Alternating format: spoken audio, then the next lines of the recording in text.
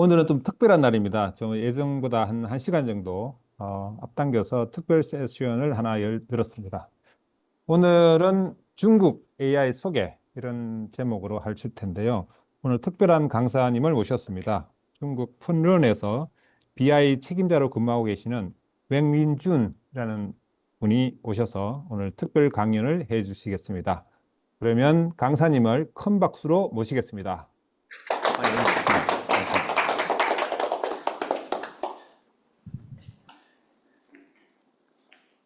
Thank you very much, and hello everyone. My name is Weng LinJun, and I'm graduated from the Zhejiang University. And my first job is working at MicroStrategy in the engine team for the performance. For BI performance is very important, and I worked there for 6 years. And my second job is at Alibaba and in the DT data technology department. And Banlan is my third job, and I'm mainly focused on AI application, and also some arc works is also my focus. And today, I'm very honored to be here to give this presentation. And my theme today is AI and BI evolution and leading the large language model innovation wave. Okay.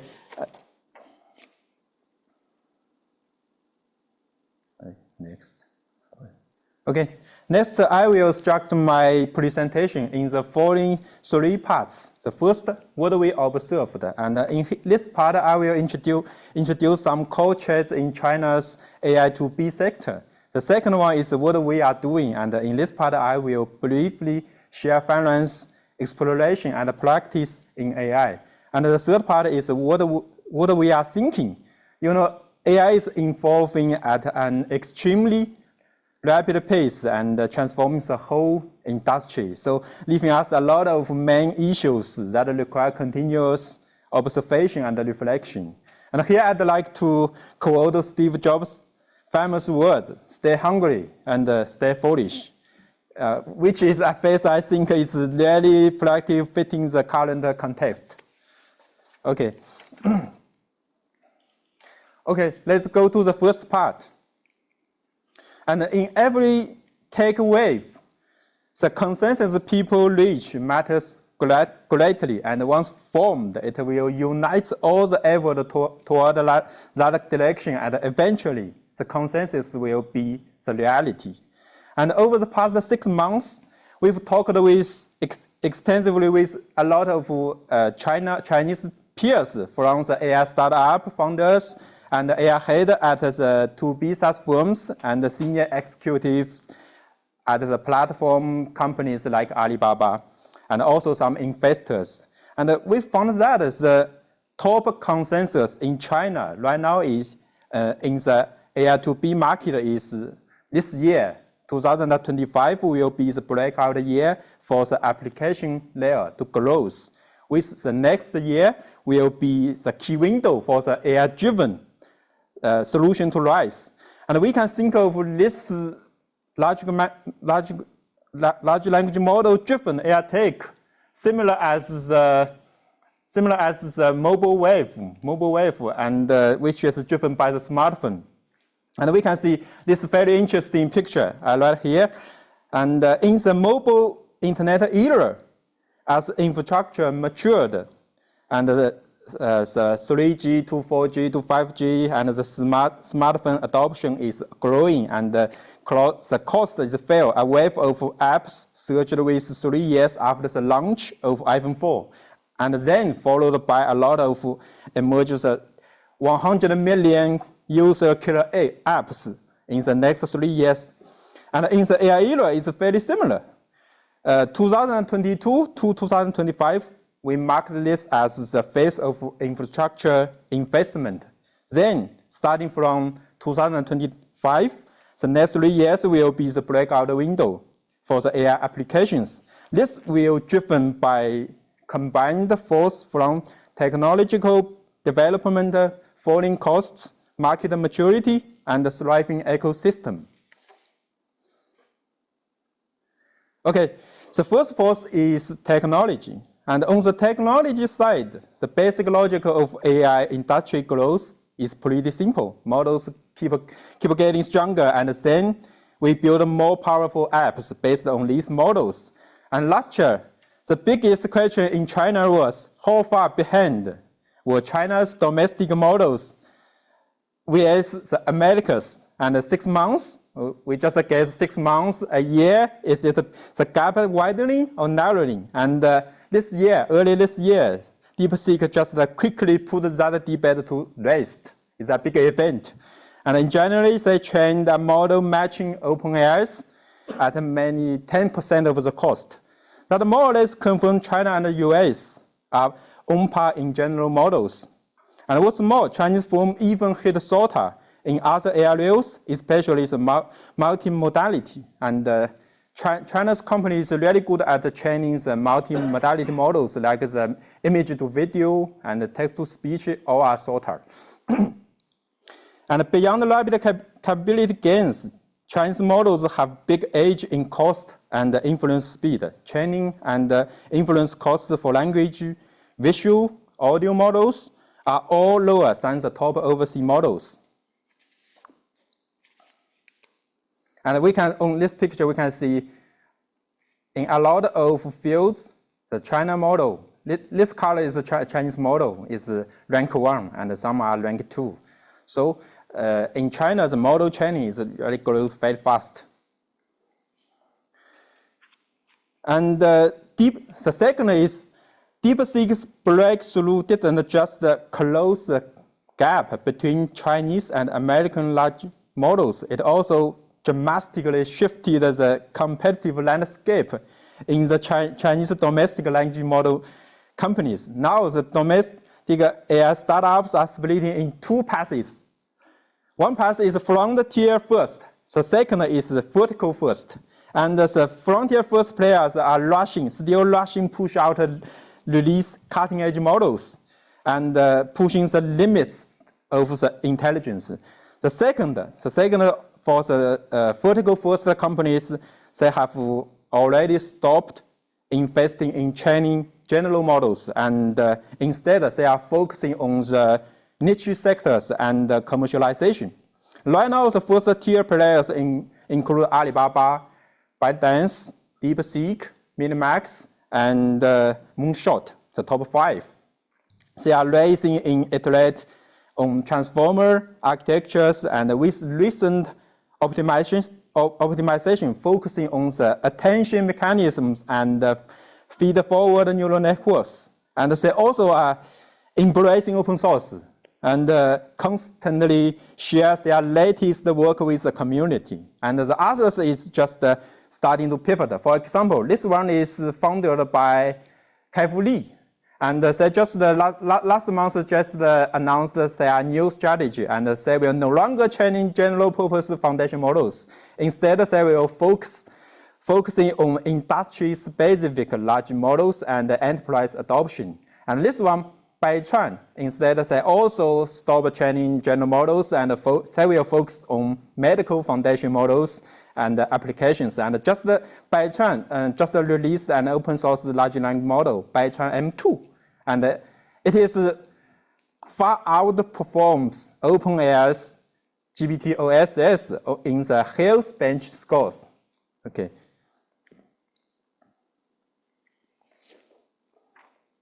Okay, the second force driving widespread adoption of AI application is the falling cost. This is mainly powered by the faster infrastructure, smart computation, and open source. And when it comes to AI infrastructure, DeepSeek makes the biggest contribution this year. They showed us the huge potential of post-training and reinforced learning. And what's more, DeepSeek's team showed extreme engineering optimization can cut model training costs tenfold. And most importantly, they've given all these core AI infrastructure tools to the open source community completely for free. And when Liang Wenfeng was asked why he did this, he said, Liang Wenfeng is the founder of DeepSeek, and he said, for engineers, before is an incredibly rewarding feeling. And let me tell you more about Liang Wenfeng. I've known him since 2009. And we were both grad students at Zhejiang University back then. And he was 1 year ahead of me. And even then, he already started trying quant trading. And you know, at the early stage of quant trading, the core is not math. It's all about engineering because the quant trading needs a really solid infrastructure to execute the trades in those ultra short time windows.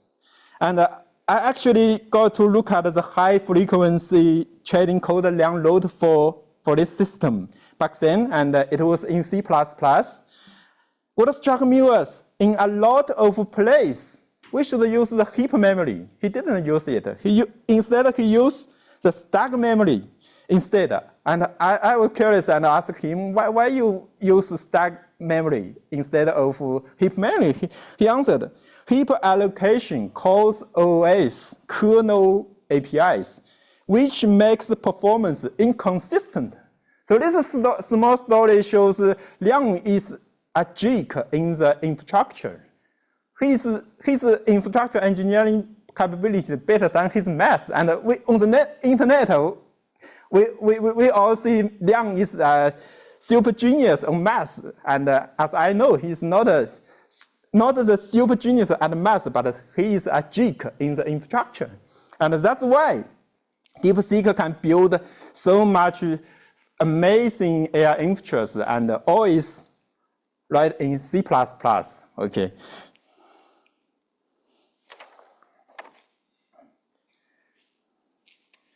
Okay.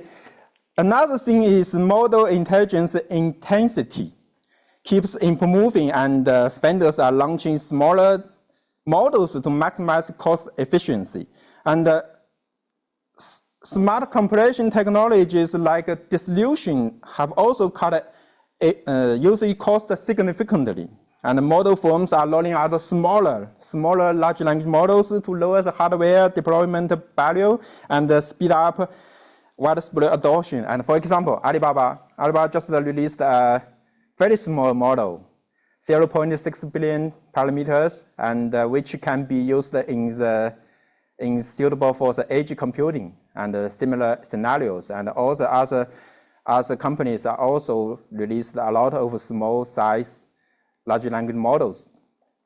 Okay.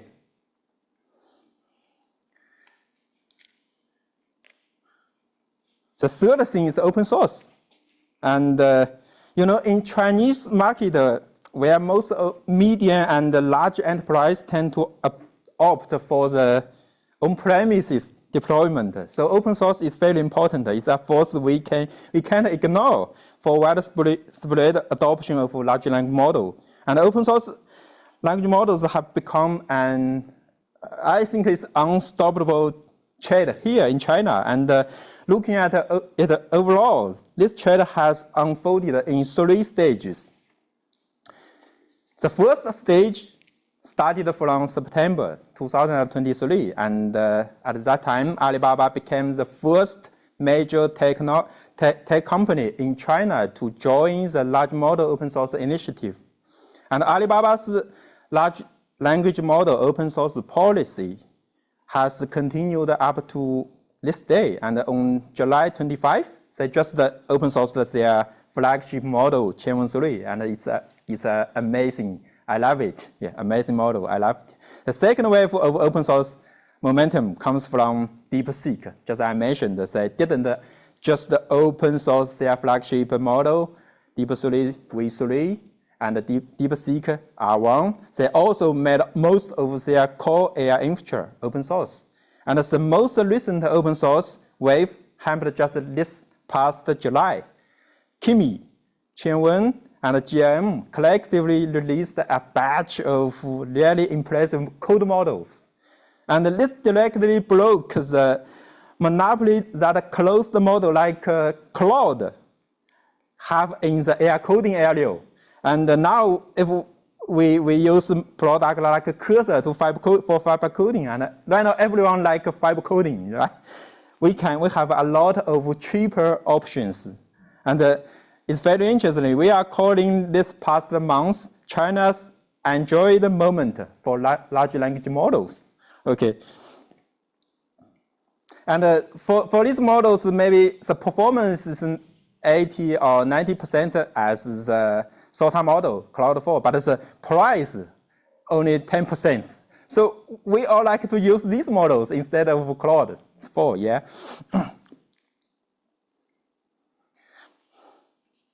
Okay, last year the Chinese, this is the third force is from the market, and last year the Chinese government was deeply anxious about the AI technology falling behind the US.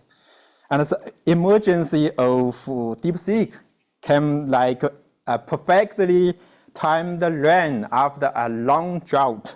It caught the close attention of the top national leaders and was seen as an event that could shape our national fortunes.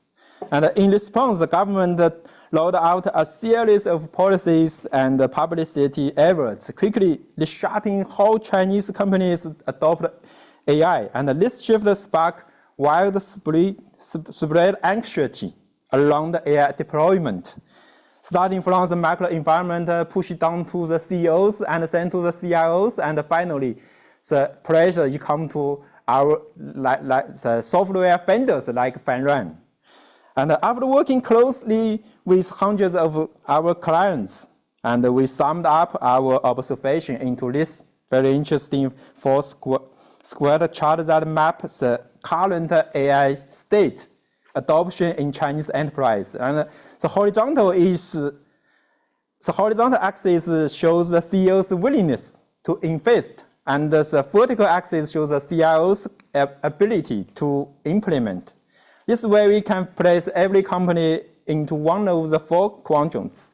Clients in the two left quadrants have CEOs are not so particularly anxious and have low willingness to invest. So their pace is slower and budgets are smaller. And our main focus is on these two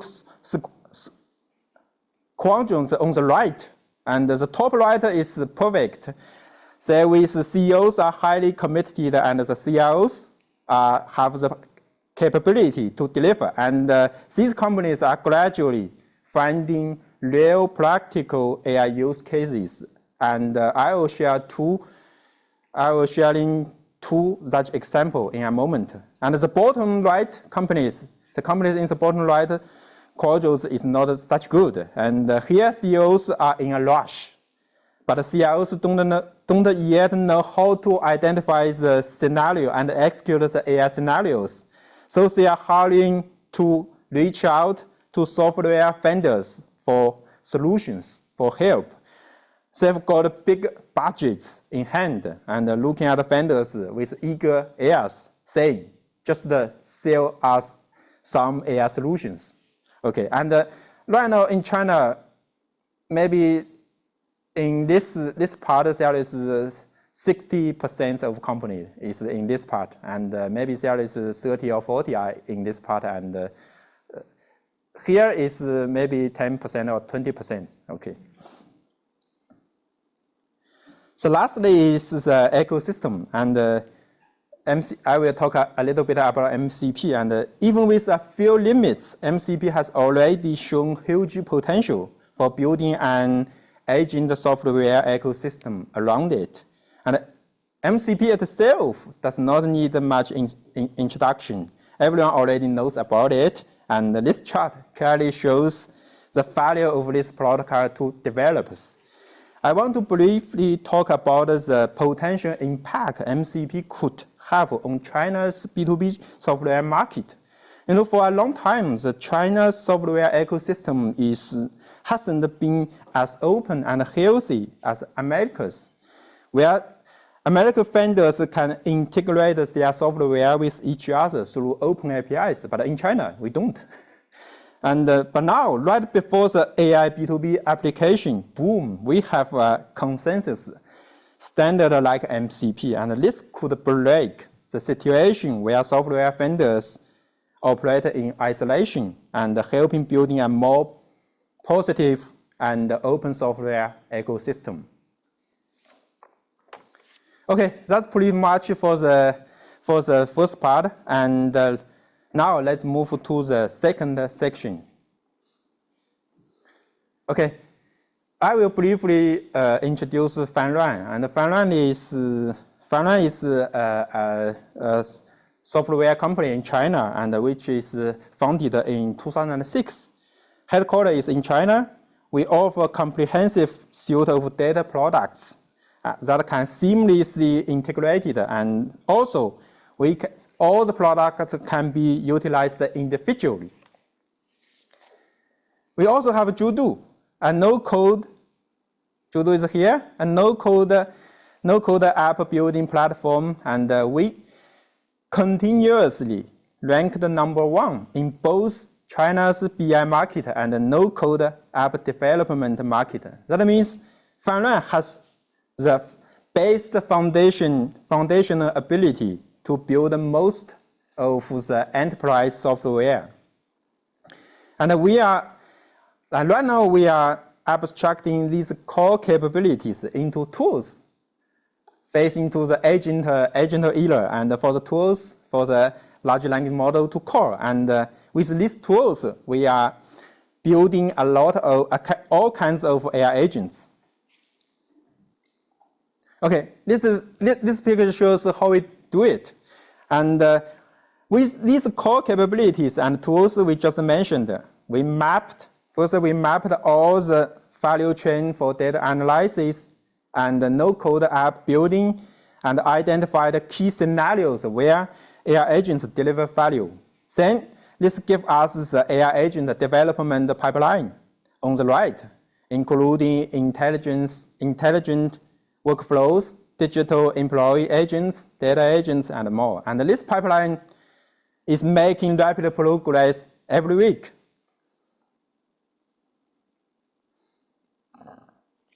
In this pipeline, FanChart BI is the first product to roll out in this.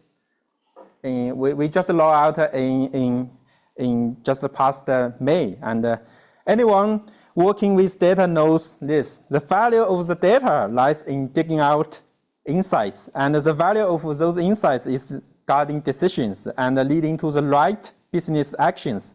But in the past, this whole journey from data to insights, then to action, are mostly done by people.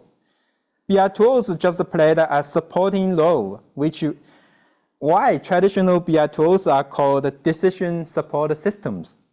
Now, finally, we have the chance to use large language models to fully automate this entire process. Our new product, FanChart BI, is evolving along this path. And we just launched FanChart BI 1 this past May, and which is corresponding to level 1 here. And it is leverage large models' strengths in general semantic understanding and content generation and summary capability. Letting user query both structured internal data and unstructured knowledge through a single conversational interface. And right now we are working on the version 2, and which we will match here, the level 2. And based on version 1, the base model add a new capability, which is a chain of thought, and we can use this capability to directly generate the data insights, the insight report from the structured data and unstructured know-how knowledge. Looking ahead, we will take a step further, turning action recommendations in those insight reports into specific action commands and closing the loop with business systems using tools from our no-code platform. Okay, this is the architecture, the system architecture, and basically there are 4 layers. The bottom layer is the BI capabilities, and for BI, the main modules are firstly is the data connection, the second is data modeling, and the calculation. And here we have very good performance OLAP engine. The third is data visualization, and the last is enterprise level permission management. The second layer is the config layer, and here the knowledge management is very important. And for agent, this is the short and long-term memory. Here includes some domain knowledge and some recommended queries. And the third layer is session management. And here this conversational engine is a key part of the chart BI. Here includes some intention classification, intention understanding, and analytical planning generation, such as. And here we just abstract an adapter layer to connect all kinds of models. You know, in China, different enterprises say deploy different models, and it's very complex. So we need this layer to just fit this complexity and can easily connect to all kinds of large language model. And here, LM is finance engineer team, SFT, for the specific task we used. On the top is 3 scenarios. So 3 use case scenarios. The first is conversational data query. Second is conversational analysis. And the third is conversational data assets retrieval. You know, a lot of customers use finance product and for years, and in their system there is thousands and 10,000s of data set, dashboard, and in traditional way, user cannot find the specific dashboard easily. They want to give a unified interface for them to find the specific dashboard easily. And right now, we can put this in a conversational interface. So say, ask a question. If the system already have some dashboard to answer the question, they can just open the dashboard. If it don't, say, this question can be translated to some data queries to the underlying data set. Okay. This shows how the product works now. And if, for example, if user asks some questions like, how is the business going last year? Then we will use the large language model's reasoning capability and together with the metadata and join this executable analyze plan. And for each steps, we will go to the data query and finally got the data, and then we will use the abnormal detection algorithm to find the abnormal data spot. And then user sees this data spot, then he can do some key driver analysis, and finally we will output this data insights inside the report. So the barrier is down a lot. And this is one of our clients in the energy industry, and it's the marketing department. And in this department, there is a small digital team with 3 or 5 guys, and they are servicing for hundreds of salespeople and tens of marketing people. And before Chart BI say you know, sales, their data request is very flexible. For example, when the sales go to the retailers, the dealers, and to visit, before he will ask, what's the top 3 retailer, what's the top 3 dealer in the area, and what product sales based, what's the revenue in the past 3 weeks. So previously, if we use dashboard to respond to this data request, it never fulfilled the requirements. And Chart BI is perfectly solve this problem. And right now, this client have already used Chart BI for half a year, and we already cover 4 major business lines, which include 100 business scenarios, and the data is 16 million rows of data, and the user is right now is maybe is more than 100 business users, and the accuracy rate is 84%. And every month they will query 2,500 data queries. And what's more, this product just changes the data flow from this company, this organization, and for business users, they do not need to wait for months, for weeks, for the data request, for the IT to respond to their data request. And maybe 80% of the request is solved by themselves. And for the IT guys, they are save a lot of time. And this time, they can use to do long-term valuable things, for example, data governing. And for the whole, they just the data-driven culture is expanded by this product and improved the enterprise operational agility. This is another very interesting client, which is in the financial industry. This is a bank in China, a top bank, and with over 1,000 branches nationwide. Their data team is mostly based at HQ in Beijing. So the frontline branches often wait ages for data help. What's more, a lot of HQ policies and reports do not reach to the front line efficiently. So FineChartBI nails both needs. It lets the HQ quickly get well-governed data to the front lines so they can query flexibly. Plus, with the open and integration capabilities, it incorporates knowledge base from policy docs and industry reports, letting users do data query and knowledge Q&A all through one interface. Okay, that's pretty much for the exploration and practice of FineRun in AI. And let's move to the third part, what we are thinking.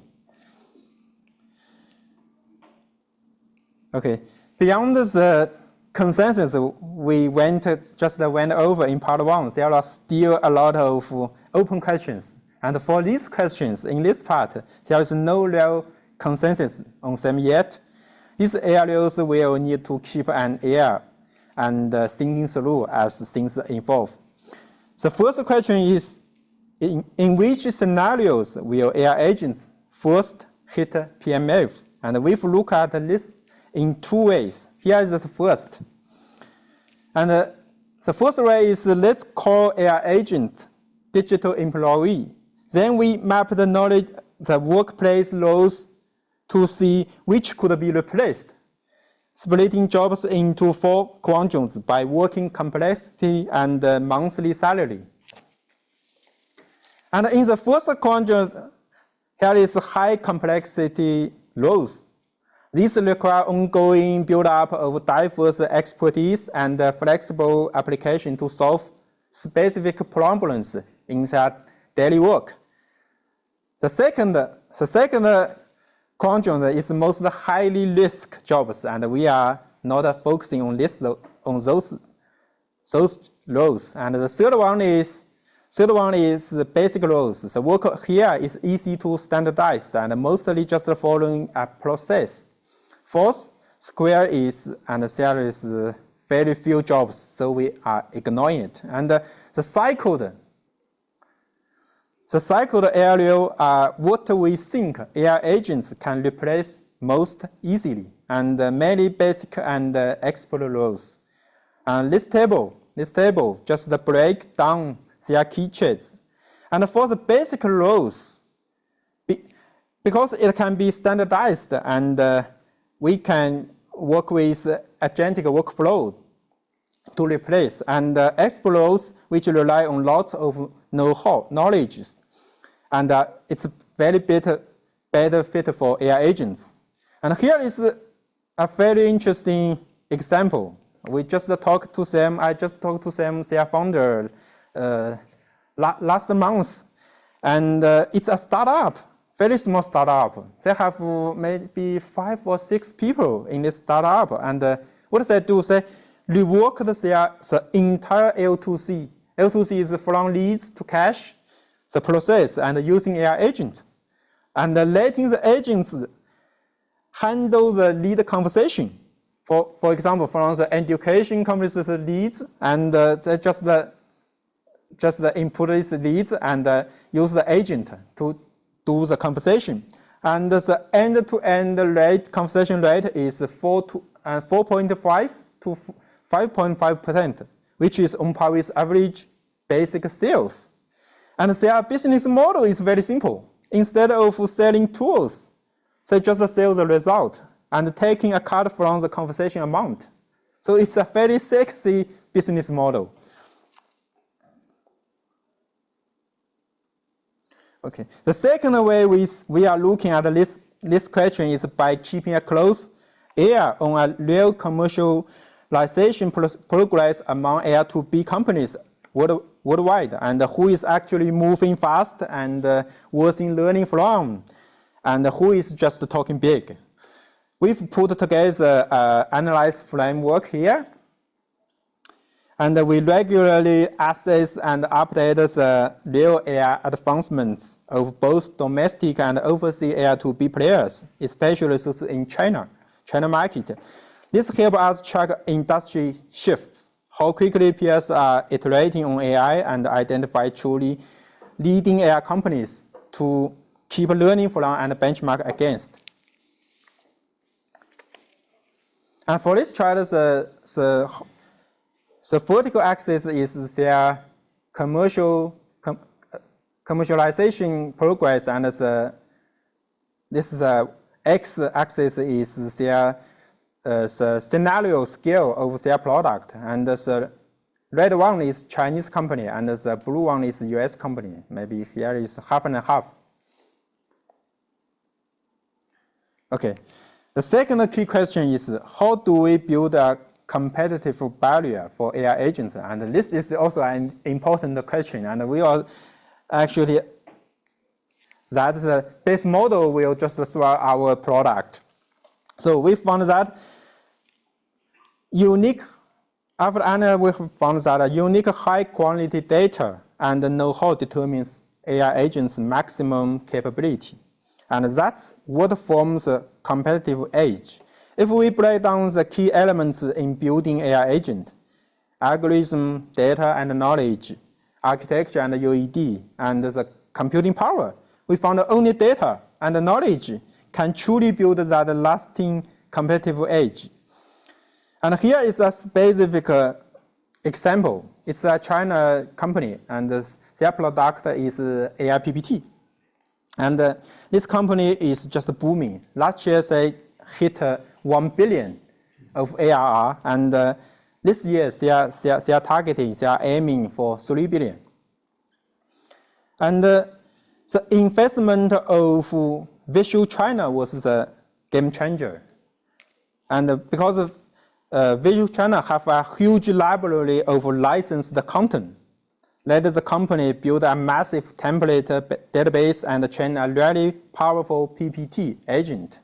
They do a lot of work to just transfer the licensed content for the agent to use. But the final result is very perfect. And after talking with their founders, here is what we learned. Okay, dirty work equals a golden mine.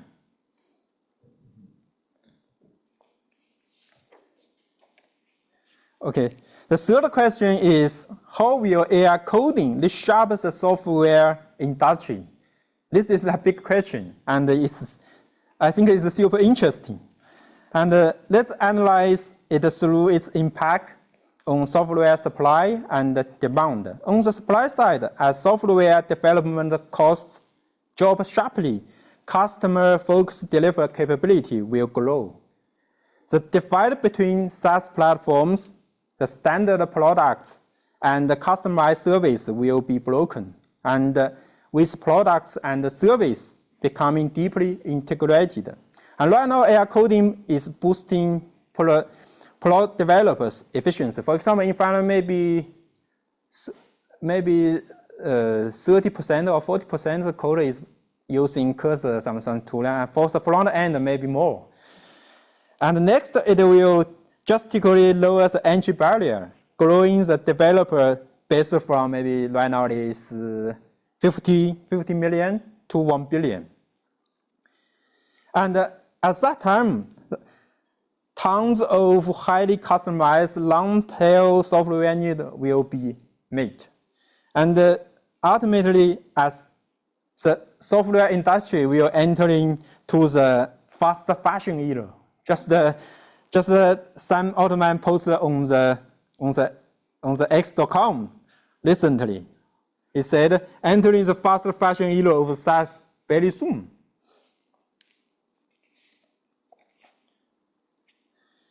On the demand side, the customer focus is shifting, and we can feel it in Chinese market. And it's shifting from can it assist as a tool to can it take responsibility for business outcomes. And customer no longer pay for features, but for results. They will pay for results. The key point from the keynotes here, and here is a discussion in the SQL AI Ascent 2025, and we're really AI opening. And I put some key points from the keynote here. For instance, one speaker mentioned, highlighted the shift. Software will change from software as a tool to software as a co-worker. This is a co-pilot, right? Then software as an outcome. And I just mentioned the company already to this stage, and they make a very sexy business. And the last one, Pat Grady also put a very, I think is very fascinating angle. He said AI is moving from the service market to the labor market. Okay, I think this idea is very fascinating. Okay, there are still many issues that call for constant observation and reflection. And since time is limited today, I will not go into details. Okay, that's all of my sharing today. Thank you very much. Thank you very much. Okay.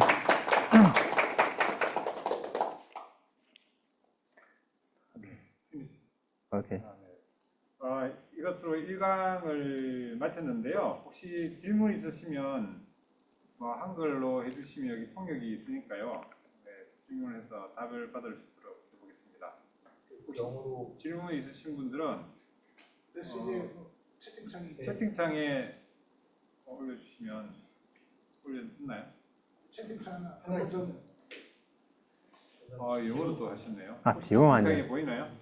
Sorry? 채팅. Okay. Chatting. chatting. Okay. Okay. 없네요. 여기 chat. Okay. Could you explain how to utilize with data agent? Okay, I can answer this question. And I just use a real example, and it's our customer in the financial industry. And the case is there is a lot of good data analysts in the headquarters and in the HQ, yes. And this company, but the front tier, the guys, they need this knowledge in the brain of these HQ guys, but their requirement is never met. So how we solve this problem? And after we talk with this very senior in charge analysis, we found that in some common scenarios, the way how to analyze the problem can be standardized. Maybe for example, say just the revenue job. They have 1, 2, 3, 4 ways and four paths. And this way, almost can cover maybe 8% of the scenarios. So we just taking out the knowledge from the experts out and store this knowledge in our. So frontier users say they can use this knowledge, give to the large language model and combined with their own data to run the analysis plane called the analysis report. So this is an example. I don't know if I answered this question by this example. Okay. You are using just text data, just listen to their talking, then convert to text. No, we are talking and we just text how they analyze this scene, this scenario, scenario 2, scenario 3, and we just store this in maybe embedding a vertical database. Okay, we do the embedding and we talk with them just write out their know-how knowledges and embedding to get the embedding and store it to the vector and through RAG to come out the know-how and combine the data. Then we'll generate the planning, the analysis planning and query the data, finally get the report, the inside report. Yeah. Okay. So inside the report can contain pictures and some variants and text. Yes, yes. Right now is we not yet to use the multimodality. Right now, yeah. Okay. Another question? 예, 혹시 다른 질문이 있으실까요? I don't answer. 네, Okay. 네, Okay. 없으시면요. 네, 이것으로 첫 번째 세션은 마치도록 하겠습니다. 두 번째 세션은 2시부터 시작하겠습니다. 네, 10분 후에 시작하도록 하겠습니다.